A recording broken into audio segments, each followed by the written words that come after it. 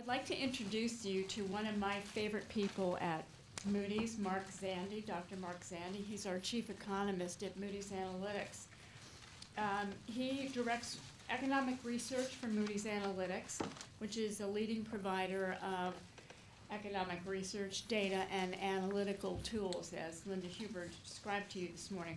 He was also co-founder of economy.com, which Moody's acquired in 2005. I was running corporate communications at the time, so I worked on all those press releases. His broad research interests encompass macroeconomics, financial markets, and public policy. His recent research has focused on mortgage finance reform and the determinants of mortgage foreclosure and personal bankruptcy. A trusted advisor to policymakers and an influential source of economic analysis for businesses, journalists, and the public, Dr. Zandi frequently testifies before Congress on topics including the economic outlook, the nation's daunting fiscal challenges, the merits of fiscal stimulus, financial regulatory reform, and foreclosure mitigation. He's a very popular guest on CNBC, NPR, Meet the Press, CNN, and various other national networks and news programs. What makes Mark extraordinary, I think, is that he can explain the most complex economic concepts in simple, concise language and often with a sense of humor.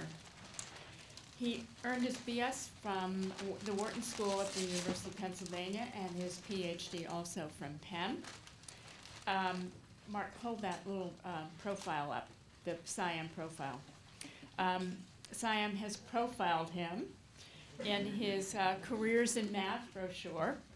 We have to update the picture, he's told. Yes. As an example of someone with an applied mathematics background working in a career outside of academia. Now, here are a few things on that Mark's corporate bio does not mention. His favorite TV shows.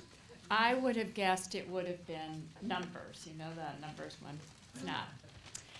He and his wife are very disciplined, and they watch an hour of TV each evening when he's home. The current rotation includes Better Call Saul, The Americans, Shameless, and Game of Thrones. He shares his home with Sugar, who is a Westie, and Cosmo, who is a cockapoo, but who Mark says is mostly poo.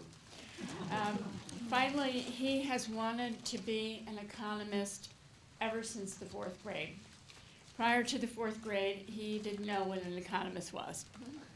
So, please join me in welcoming Dr. Mark Zandi.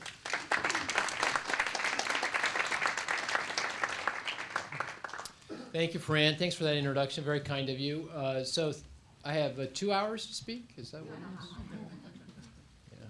How long would you like me? I can speak for 3 days or 3 minutes. Just give me the time. 40 minutes. Wow. All right.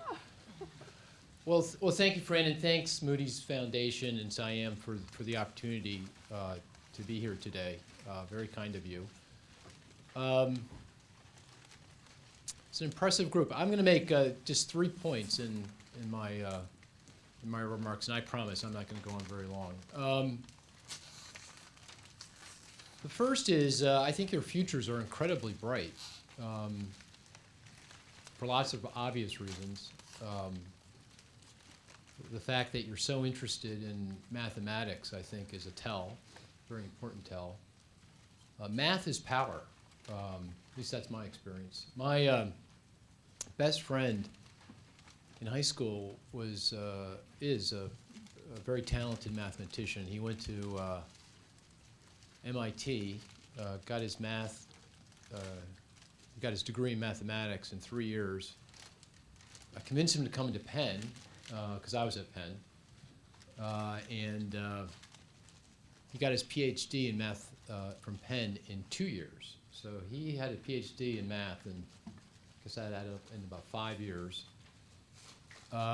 Went off to the West Coast, teamed up with a firm before Pixar and developed software that is used in the movies to this day. Sold it to Microsoft and made a bundle. Now he's retired in Santa Barbara. So that's the power of math. I learned that very early, and it's obviously very important for STEM, the topic of today's competition.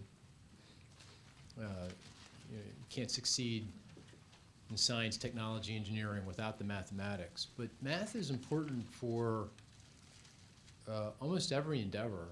Gives you a real leg up, including economics. One of the reasons why I was able to succeed at economics early on was because of the math background that I had. I took a lot of math in high school as well. Didn't have this kind of a challenge.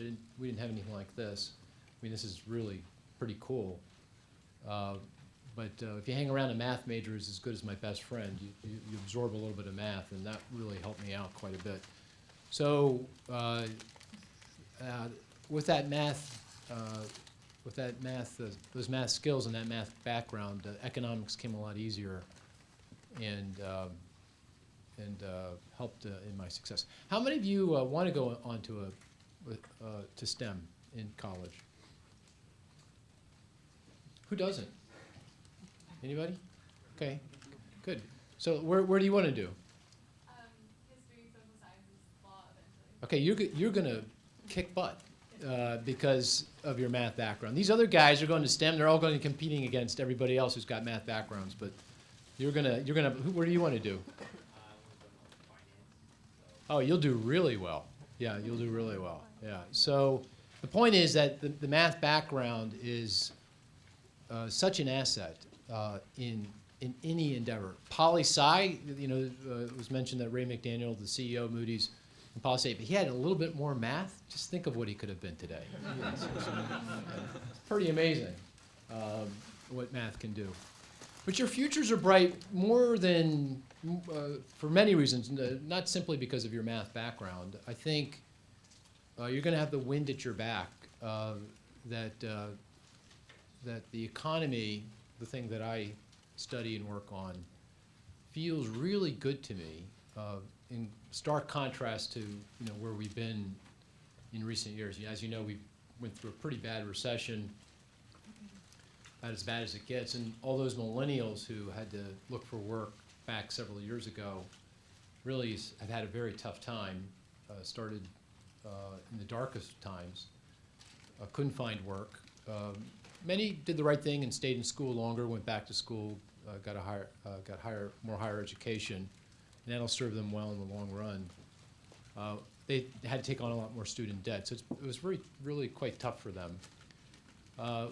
But going forward, I think the economy's prospects are good. The job market is strong. We're creating lots of jobs in lots of different industries, and I think the world is really going to be your oyster. You can really go almost anywhere, and you're going to find good work. And demographics are on your side.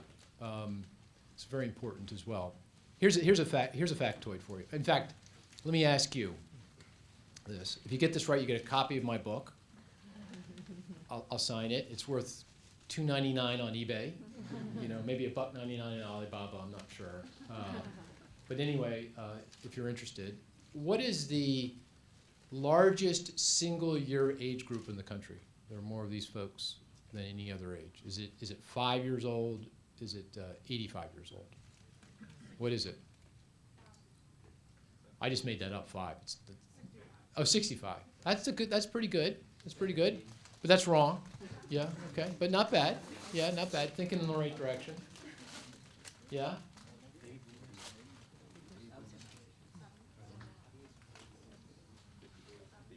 I need a specific number.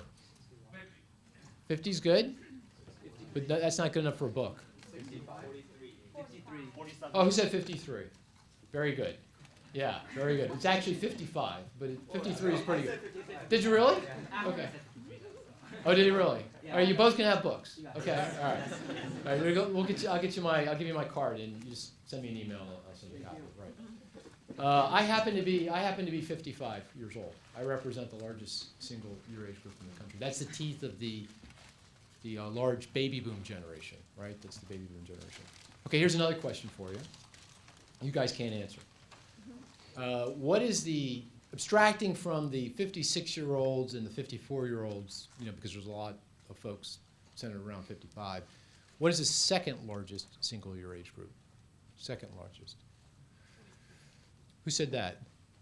Yeah, that's pretty good. That deserves a book because you're thinking in the right way. You're thinking about the firstborn, my firstborn, right? Right, the baby boom echo generation, the millennial generation. It's actually 25. It's 25 years old, but pretty close. Was that how you were thinking, or you just made that up? Yeah, a lot of young people, millennials, right? So 25-year-old. My firstborn son is 25 years old. So I think I should have a reality TV show, right? Because whatever I'm doing, the rest of the world's doing at the same time. So if you want to know anything about what people are spending their money on, and I'm just spending my money on college education right now. I need a GoPro right here. If I had a GoPro, you could just follow me around because I'm doing what the rest of the world is doing. But the reason I bring this up is because your generation is a small demographic, relatively small. It's much smaller than the boomer generation or the millennial generation. What do we call you anyway? What is your generation called? The entitled generation? Yeah. All right, we need to come up with a name. Yeah, Generation Y. That's so boring. Yeah, right. The good-looking generation. The good-looking generation. I don't know about that. Yeah. All right. Well, we need to come up with a name. But anyway, your demographic is relatively small, and therefore, that'll help. You're going to, when my son was looking for work a couple of years ago, he was out there with a lot of other kids looking for work at the same time. Competition's pretty intense, so there'll be a little less competition. But that gets to another point, another reason for some real optimism about your future. I think the skills and talents that you're developing in an activity like this will serve you very well in a global economy. That what you're doing is going to be in demand all across the planet, and it's going to be very marketable and worth a lot of money to companies that are global, like the Moody's Corporation. So, point number one is I think your prospects are very, very good. I think your future is very bright. Point number two, I'd soak up as much education as I possibly get my hands on, and I wouldn't worry about the student loan debt. The returns to education are still very, very significant.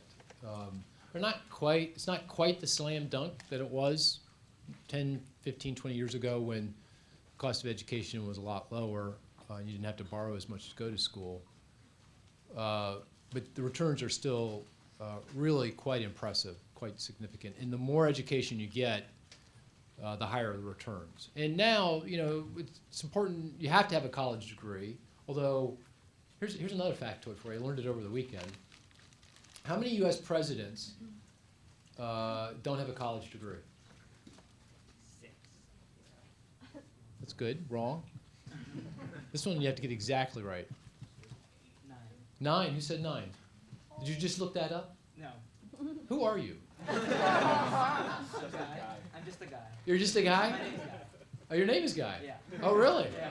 Are you playing with me? No. No. Okay. All right. Where are you from? North Carolina School of Science and Math. Oh, okay.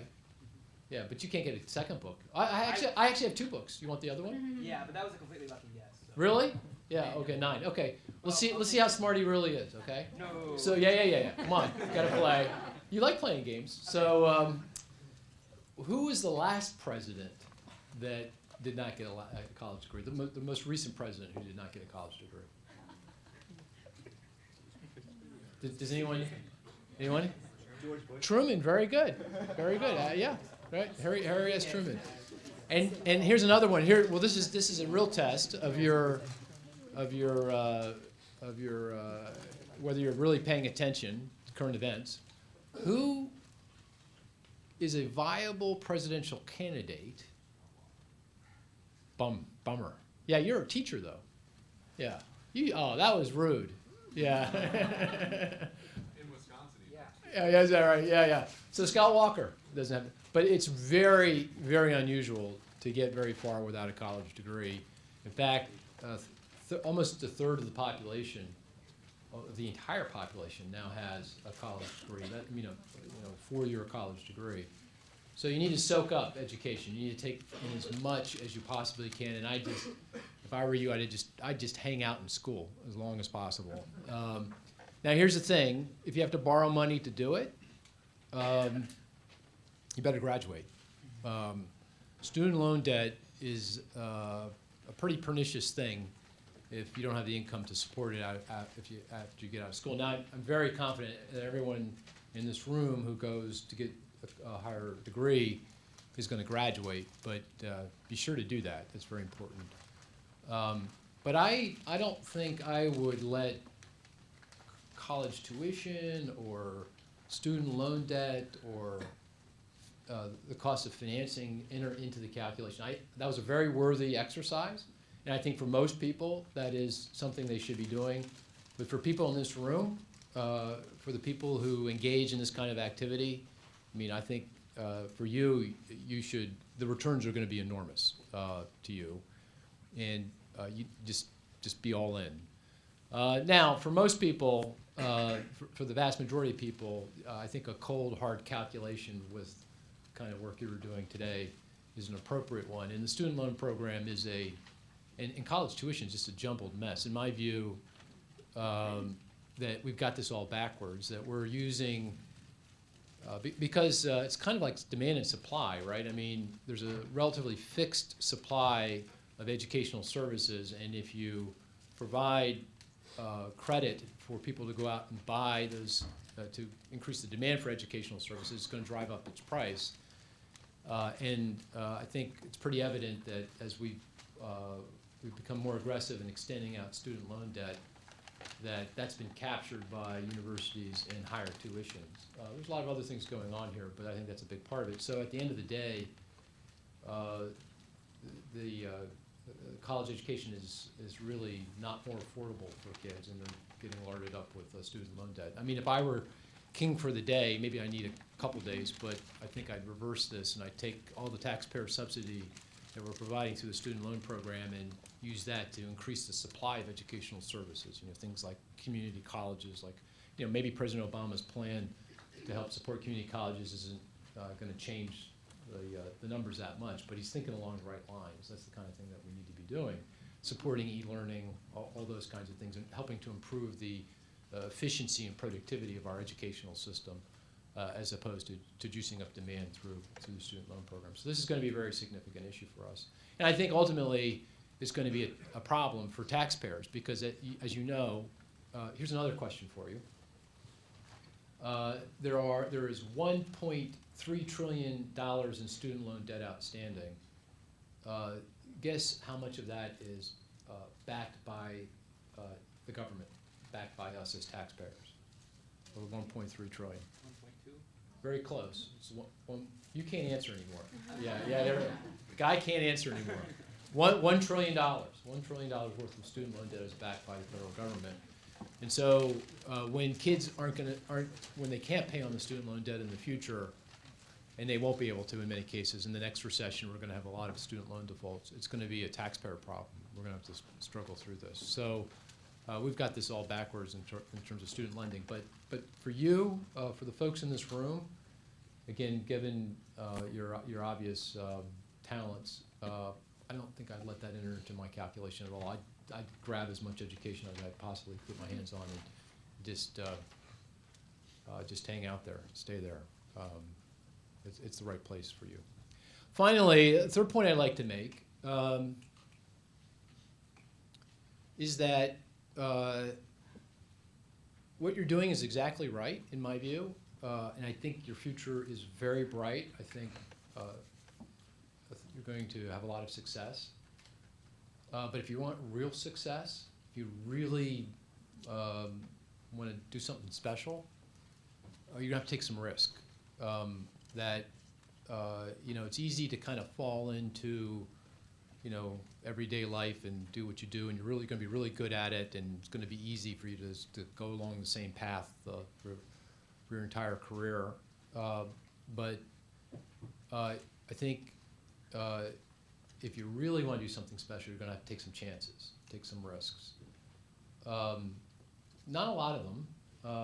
I'm not saying take risks all the time, but once, twice, 3 times in your life, really do something that feels incredibly uncomfortable to you. In fact, one of my mottos is to tell my kids this all the time. I actually have 3 kids, 2 of them in college. That's why I feel the pain. I feel this pain. Is that you should do something every day that makes you uncomfortable, slightly uncomfortable, not big time uncomfortable, because that would be too much. That's a lot of stress. But something that's slightly uncomfortable, talk to somebody you wouldn't normally talk to, do something you wouldn't normally do. I'm not saying mean, nice things, but you know what I mean, right? And then do something really uncomfortable a couple, 3 times in your life. I mean, something that's just, this is going to be, this could really go off the rails kind of thing.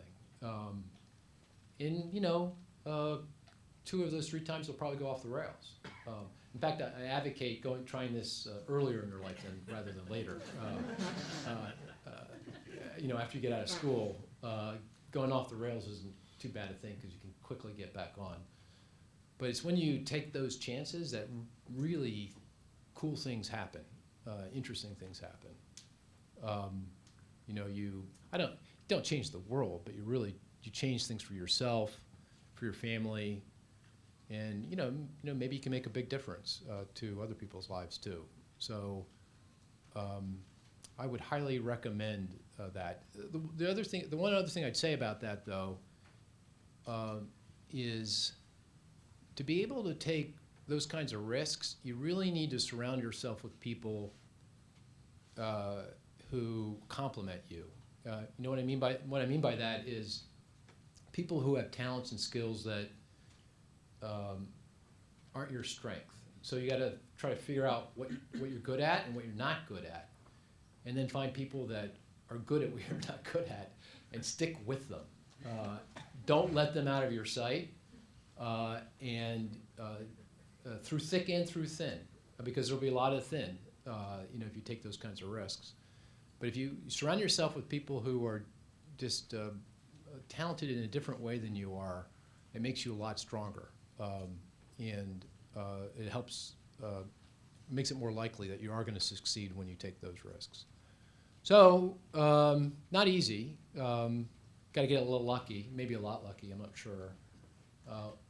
But I think that's a very important ingredient to significant success. So 1, I think no matter what you do, if you just continue down the path you're currently on, if you continue to participate in activities like this, I'm a forecaster. I forecast really good things for you.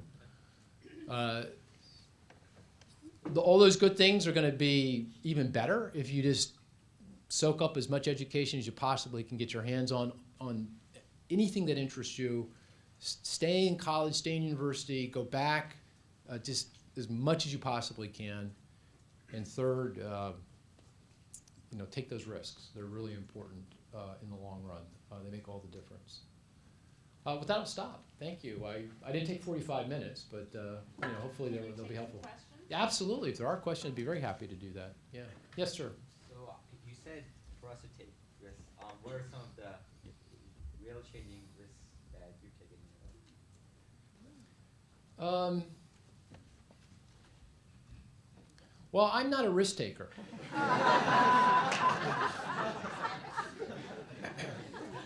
Which means that the risks I took are even more outside, very hard for me to do. I'm a very boring individual. What I mean is, I am just literally at my happiest when I'm sitting at a computer screen and just doing my thing. reading what I want to read, looking at data, doing my modeling, going back and forth with folks that are interested in roughly the same. It sounds like a little like what you're doing, same kind of thing. And I could do this 24 hours a day for my entire life if someone let me do it. So, and I'm not a risk taker. But the one thing I did was I took a risk pretty early on. I was 30, and I teamed up with a guy who Fran knows very well, who's still at Moody's, a guy named Paul Gutman. And he is a risk taker. That's what I'm talking about. He had what I did not have, and I had what he didn't have, right? Because I had sort of that stability that he didn't quite have. He also, back then, not now. We're 55, right? 25 years in. Back then, I was Mr. Good and he was Mr. Bad, right? You need that too. You need someone who's really willing to. He didn't care if people liked him or not. All I care about is people like me. That's all I want. So, and I understood this. Fortunately, I needed someone who didn't care what people thought, because I care deeply about what people think. And so he said to me, "We should strike out and start our own company." Oh boy! I mean, that was like, as a non-risk taker, this was like this is a real risk, a big risk. Oh, by the way, to add to it, think about when I was 30, which was 25 years ago, and my firstborn son is now 25. What does that tell you? My wife was pregnant with my first child, and she'd go, "What the hell are you doing?" So there was a lot of risk, but I said to him, "Look," I said, "Paul, I'll do this if we can get some business. If we write a proposal, get a contract, we get some money in, then I'll leave." And I said, I think giving my math background, my forecasting prowess, I said there's about 15% probability this will happen. Well, it happened like in 2 weeks. I wrote a proposal. Actually, the proposal was brilliant, and it used a lot of math, calculus. And I think that's what won the contract, actually, because I impressed. This was with a credit card company, one of the largest in the country, and I figured out. It took me more than 14 hours to actually, get this right. But wrote a proposal saying that I was going to help them mine their data. They had information on 7 million credit card holders at the time, which at the time was a big credit card portfolio, and they had some big questions about what people were doing and behaving. And so we proposed a way to mine that data, essentially. It was data mining back 25 years ago. And in fact, we became the largest user of the University of Pennsylvania's mainframe in 1990, 1991. We took the 7 million records on these big, magnetic tapes, brought them to Penn. Can you imagine this now, right? 7 million cardholders on magnetic tape. They sent it to me. Right? Yeah. This is unimaginable in today's world. Security is being an issue, and we put it up on the mainframe, and we did that. So we got the project, and we were off and running, and it was tough. I tell you, I couldn't breathe. Literally could not breathe for maybe 12, 18 months. In fact, 6 months in, I'm thinking to myself, I can't breathe. What's wrong with me? Literally. I mean, I was going like this because I was in such. That was a big risk, and I didn't know if it was going to work. But I'd say that's the biggest risk I took. And since then, it's been more kind of on the mark. I sold to Moody's, I'd say that, but I met Fran and that's not a big risk. That's a slam dunk, So that turned out very well. That was a little bit of risk too, right? To sell your company to another company, because you don't know really how that's going to work. But here I am 10 years later, part of the Moody's organization, and this place is fabulous. It's a fabulous organization. And I'm not just saying that because there's a board member in the room. I mean it. I really do mean it. So if you guys ever want to come back for a job, let us know. I mean, this place is really an amazing place. Here, the most amazing thing about this place, and I know I'm waxing a little bit, but the most amazing, But Fran will appreciate this. And if there's any human resource people in the room, they'd appreciate it too. But here's the most important thing about Moody's. This is the thing that is so key to this place that makes it really, really special. And that is you can think and say and articulate whatever is on your mind. There is absolute intellectual freedom. And that is an incredibly valuable thing. You will find that it's very, very rare. In no matter what you do, you'll be able to find that intellectual freedom. And I bet you for a lot of people in this room, that's a very important asset, a very important asset. And the Moody's organization thrives on that intellectual freedom, and that's what makes us tick. And that's really an important thing. And that's why I'm here 10 years later. But that was a pretty risky thing to do. Yeah. But I'd say those are the two most important. Marrying my wife that was like the least risky thing to do.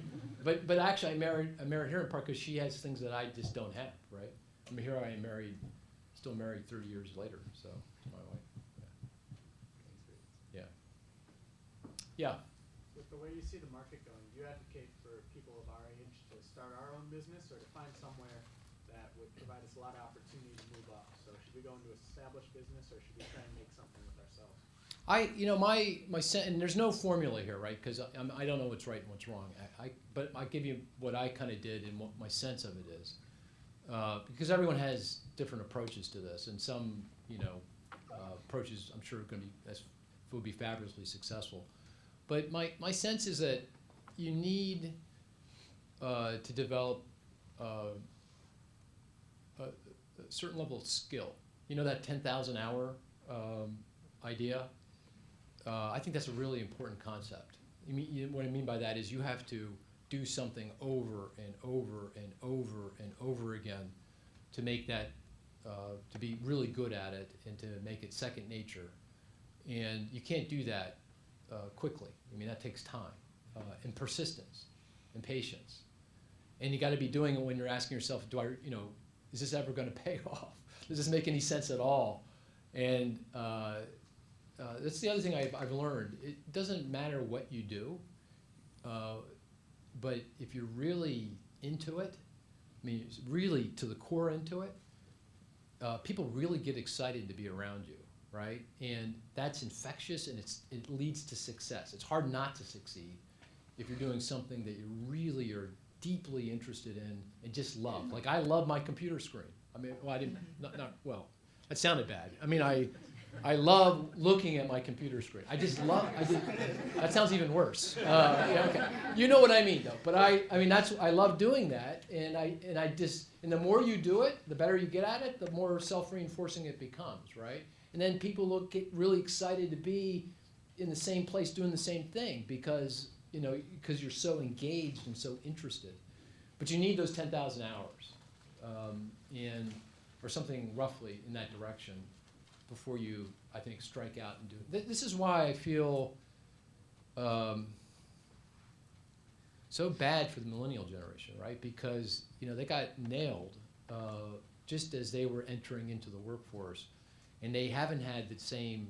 See, I started working really in college to earn money, and I was doing what I was doing when I was in my early 20s, when I was about 20. So I had 10 years of experience doing roughly what I wanted to do and what my new company did, and that 10 years was invaluable. But these kids that haven't been able to get into the workforce or getting in late, they can't develop they can't get those 10,000 hours, at least not as quickly. But I would advocate that. I mean, I think that's the path I think has the most likelihood of success. But some people are incredibly special, right? I mean, so special that they've got somehow innately they got the 10,000 hours. I don't know how that happens, but it's like you're a thoroughbred athlete or Steve Jobs, those kinds of people. They're kind of born with it, right? I mean, they've just got immense innate talent. But for most of us, at least for me, that's not the case. You have to work at it, and you have to be persistent about it. So that's the approach I would, for most people, I would advocate. What else? Anything else bothering you? Yes, sir. You've written extensively on the 2008 financial crisis. Right? Is there anything that we can do as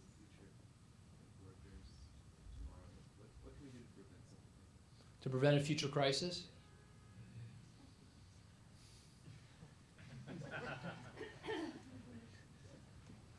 Well, that's a great question. I'd say a couple things. One is I think because of what we went through and how we responded to it, the policy response to it, I think it's much less likely that you're going to have to struggle through something like that. That we learned a lot from that, and I think despite the criticism that the reforms, like the Dodd-Frank reform, which is the regulatory reform that came out of the Great Recession in an effort to ensure that this doesn't happen again, there's a lot of criticisms of it, and some things about it I don't like, I don't think are very productive, but most of it is pretty good. And I think it makes it less likely, much less likely, that we're going to have that same kind of scenario, at least in your lifetime.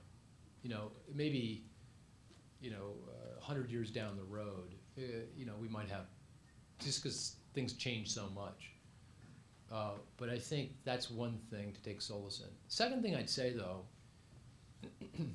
is that this is why history is so important.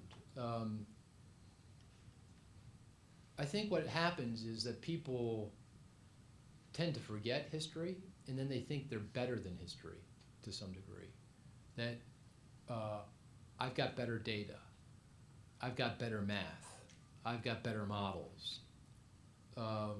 Those guys, they didn't know what they were doing. They're old. Their systems were bad. They didn't have modern management techniques and risk management approaches. People forget, it's when the generations that come think that they know better than the generations that preceded them, that they make big mistakes. So I think it's always important to remember, and first of all, to understand, and that means to study what happened historically, but to understand that what you're going to go through isn't going to be all that much different than what we went through, and not to forget that. And if you don't, then I don't think you're going to make the same kind of. Our generation, I'm sorry to say, the baby boom generation screwed it up really badly. My generation, we had an enormous opportunity. I mean, think back to the year 2000, the turn of the century. The U.S. government had a surplus. The forecasts were, Greenspan was going, the chairman of the Federal Reserve at the time, going before Congress saying, our problem isn't deficits and debt, our problem is that we're going to have not enough treasury bonds. That was the problem. We're not going to have enough treasury bonds. Really. We could have solved Social Security, Medicare, and Medicaid forever if we had, done it right back in the year 2000. We haven't tackled big problems we should be tackling. And it led to a very bad. Some of it was bad luck. I mean, 9/11 is kind of bad luck. That really derailed us. Cost us, when you all in, it's probably cost us a couple $1 trillion. That's a lot of money. That's a lot of resource. And of course, all the people know what they're going through. But a lot of it was just, we just messed up. We didn't take advantage of the opportunities that we had. And the thing is that the recession, the Great Recession, was because the baby boom generation, the people who were in control, my generation, forgot the lessons of history in the past. We thought we were better. We really did. Thought we were better. I think collectively, we knew better. We knew how the financial system's different now. Structured finance is, we understand that. You can parse up risk and dice it and throw it over here and there and everywhere, and we know how to do that without creating problems. So we unfortunately messed that up. But since then I think we've done a lot of right things too, and I think we're on a better foundation now going forward. But I guess the lesson is don't learn the history, absorb it, and don't forget it. and then you won't have the same problems we had. Yeah. I saw another hand. Yeah. I was wondering how you think the advances in subjects such as artificial intelligence are going to affect your field of financial forecasting. Yeah, I'm really scared about that. Yeah, it's kind of daunting. There's so many different things going on. Technological changes, computer technology, communication technology. I mean, so many things that could affect the way I and should think about the world. I think the biggest thing, the biggest missing ingredient in our understanding of the economy, where artificial intelligence may really play a role, is in our understanding of human behavior. You know, people think economic forecasting, and just even trying to understand how changing policy affects the economy, you know, economic policy, is like a model, like a computer model, like a mathematics model. And it is to some degree, but it's much more than that, because the variables that go into the model are human beings that are influenced by things that are they're intangible and inherently very hard to predict, difficult to predict. And it's when human behavior deviates from what you've observed in the past that the models don't work anymore, and things happen, bad things and good things happen. Sentiment takes over one way or the other. You get euphoric and you go out and invest and buy and do lots of things, or you get incredibly abject pessimism takes over, and you stop doing. You run for the bunker. You don't spend. You don't invest. You don't do things. Those kinds of things, which are so important to understanding how the economy is going to perform, and more importantly, perhaps how policy changes can and should affect the economy, are very dependent on human behavior, which we just inherently don't understand and have not modeled appropriately. So I think that's where technology, things like artificial intelligence, I think will play a very important role, deepen our understanding of the human psyche, how we behave as individuals and how we behave as groups, because that's so key to all of this. And I think we'll as a result, we'll have a better understanding of where we're headed and how to get to where we want to go in the future. So I think that's the key role. And in fact, if you look at a lot of the Nobel Prizes that have been in economics that have been awarded in recent years, it centers around the incorporation of this social behavior and dynamic into economic modeling and thought.